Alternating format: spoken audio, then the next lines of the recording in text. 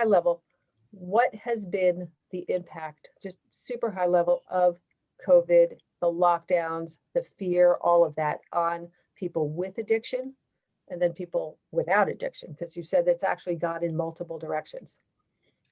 Yeah, I really like the way you divide it into people who already have an addictive disorder and those who do not, because I think that's a really nice way to think about it.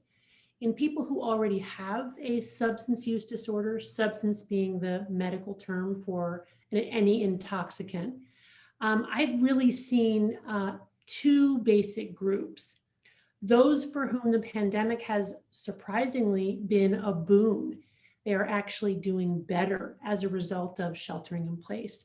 And a lot of that has to do with decreased stressors related to maybe their commute, less likely to be invited to parties where they could get triggered, less likely to go out shopping. Shopping is actually a big trigger for all kinds of addictions, just being in the grocery store and going, by the liquor section.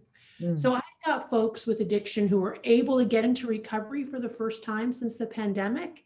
And also folks who just have found that recovery is easier. And recovery is the broad term we use for people who are no longer engaging with their addictive drug. The other big... I would pause for a second because I think that's a really important part. And we'll talk later on about what makes people vulnerable to addiction and the stressors.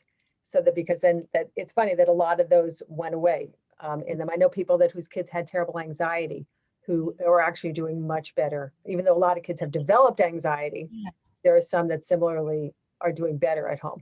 Yeah, I agree. I think it's important to acknowledge these silver linings. But of course, having said that, Right. I do have patients with addiction who have found this to be an incredibly challenging time.